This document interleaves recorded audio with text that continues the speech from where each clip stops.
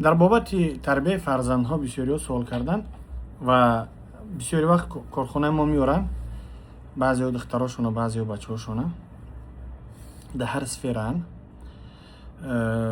قصه یا تشابه که از قصه های امو گونه بگم یک برادر دخترش میاره، دخترش بگیم 18 ساله بوده، با همراه دو کس میان، زن شوهر میاره کجا دختر ما را بخون که جینش زده. خب گفتم مدام جین زده خیلی است، مثلا به در لباسی گفت که با یوروپیسکی. گفتم آخر جین زاگی نیسته سر لیچ. گفتم اقلان رمولی نان پوش میگن میپوشه، مثلا قبول ندارم این چیزا. در ما عادتا هم خیلی که رویش کرده مکتب یا اینکه دانشگاه باید خودش همونجا تربیت کنه، یاد بگیره و پدر مادر کوشش نکنه. یعنی مکتب یا اینکه دانشگاه در روج معلم یا اینکه معلمه از قفای یک گله طلبه هستن و یک ساعت درس میده، در یک ساعت یا درس بده که تربیت بکنه. با دیگر گفت که با معلم یا که معلمه میگه. المهم که پدر و مادر از قفای تربیت فرزند نباشه، اون معلم و معلمه پروای اون نداره که یاد میگیره یا نه. از هم خاطر هر یک ما شما باید مسئولیتی خودمون نشون بدیم برای فرزندها. و چی گفتنی هستم میاره خلاص که دخترش 18 ساله میگه بخونش کجا نمیره جین زده. میخونم یه ریاکشن نیست، میگم جین نداره. چی مشکلی داره؟ میگه مشکلش همینه که با همراه بچه رس میگرده، با آتش نقل کیسته و چه شاید میگرده میگه که хотя бы она выбрала бы кого-нибудь مسلمانینا. میگم خاله جان شما در چه اجازت شده است اینکه مثلا که بگرد قطعی کسی میگردونه که اگه مسلمان قطعی بگرد. ما گفتم آدم خچانی позволять بکنین بگین چه که بگرده قطعی اگه مسلمان بگرد. فرقش چی مسلمانه یا که نامسلمانه؟ گناه همشه گناه های.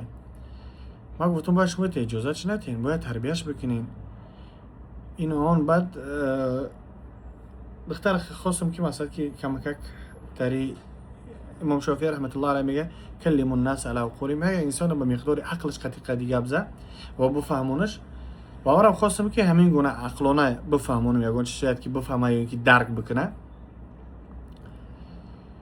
با گفتم که خدا نکنه از اون روز که یعنی پدر مادر نباشه، این روز که تو احترامشون نمیکنه و عزت حرمتشون نمیکنی، خدا نکنه از اون روزی که پدر مادر نباشه با شما رو این روز تلفنتون میخرن، نوتبوک تو چیزی که میخواین، چه خواهشاتی دارین برای شما یعنی میکنن.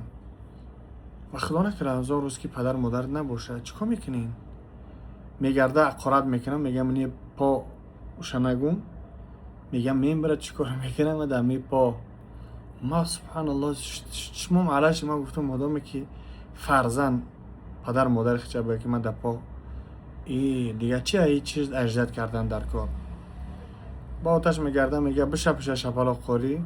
گفتم نه. گفتم میگردم میگه کی پاپرو به دترونیش میگه مثلا کی هم دست براسون میگه برام ترمد میکنم. من گفتم خزه ایجا هر سید بریگوشه. سبحان الله. مقصد کی مقصد دیگه ما ایجا چیه کی ما با شوخی و با شوخی دیگه میزنم. فرزندها ای قفای ملک و مال بسیار ندویم. یعنی ملک و مال ما برای چی میدویم؟ کوشش میکنیم، طلب میکنیم بخاطر که فرزندهامون آینده خار نشوند. برای اونی که خار نشوند باید ما تربیه اونها را خوب بکنیم تا که اونها خار نشوند. یک قصه عجیب و غریبه برای انسانانی که فرزندهاشون را تربیه خوب کردگن و برای انسانهایی که برای فرزندهاشون ملک و مال زیاد موندگن، بینشون بعد از 20 سال پس چی قدر فرقیت میکنه. یک تاش اینها علم که داشتن اونها پاچاش شدن، یعنی ملک و مال دار خوب شدن. اینی که ملک و مالمون اینها گدا شدن. یعنی علم الله میگه هل استوی الذین یعلمون والذین لا یعلمون. آیا اونانی که علم دارن و اونانی که علم ندارن بی سواد و جاهلن آیا اونها برابر میشوند؟ هرگز اونها برابر نمیشوند. فهمیدین؟ با اون خاطر یعنی تربیت فرزندها را ما ببینیم. اومده درس آمده کوبی بچم چقدر درس خوندی؟ زکات چه خیلی؟ کوبی ما سنگویت را ببینم. بچم نماز خوندی؟ اکثریت ما که زنگ میزنیم میگیم که پرسان میگه فرزندو چیه؟ بچم پول روی کردن در کار. بچم نه سلامتی چه خیلی؟ نمازات خوانده استی؟ بچم آخرین بار که قرآن خوانده بودی؟ این چیزها ماشاءالله بین رفتگیه. فقط پول پول پول پول پول. نه اینکه سلامتی تا احتیاط کن. پول و ملک مال در دست ما چند قدر باشه همون قدر. با مقدار قلب انسان الله سبحانه و تعالی رزق روزیش میده. ما چی قدر شبم بروز اگر که بدویم رزق روزی ما چی قدر که باشه هم کم گیریم. از همون خاطر رزق روزی زیاد گرفتمون نمیتوانیم. کوشش زیاد هم برای ملک و مال زیاد چیدن نه. ما هدفمون چیه؟ اعمال صالح با او دنیا رو ببریم. که الله میگه یوم لا ینفع مال ولا بنون. اون روز میگه الله شما رو یگان چی یاردم داده نمیتونه. نه ملک و مالی شما و نه فرزندهای شما.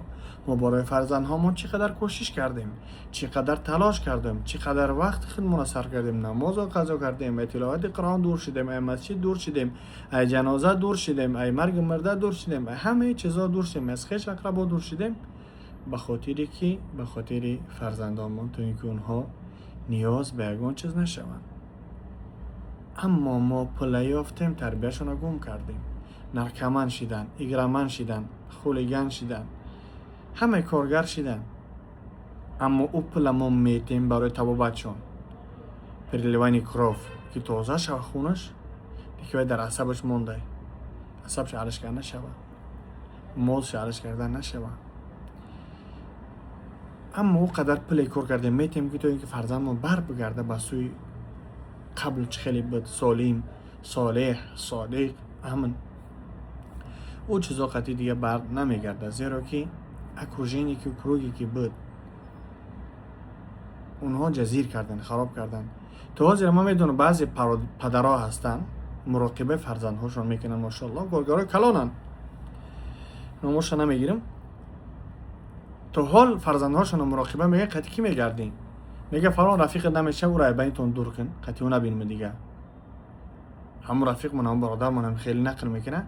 والله خرسان میشم که تو حال همیگونه پدرها هستن که نمیگن که بچه‌م کلانش خودش میدونه، نه میگه بچه‌م او آدمی نمیشه نه دیگه در اطراف تو همون را گیر دور کرد یا قطعی اون نبینم. همون بچه چیکار میکنه؟ میگه خیلی برادر عزیز بخشش رای تجدا رای موجودا.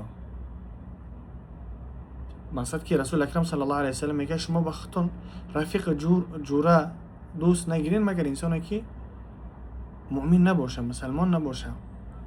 و طعام شما رو میگه کس نخوره مگر که اهل تقوا نباشه. یعنی همیگونه پدرها رو که میبینیم خرسان میشیم که الحمدلله تا حال در جامعه همیگونه پدرهای از قفای فرزندهاشون هستن، قفای تربیه فرزندهاشون در فکر فرزندهاشون هستن. خرسان میشیم الحمدلله. خدا نگهبان تا باشه که همون بفهمیم که زیادتر شید. هر کجایی که باشن در حفظ امان الله باشن. در حق ما دعا را فراموش نکنید. السلام علیکم.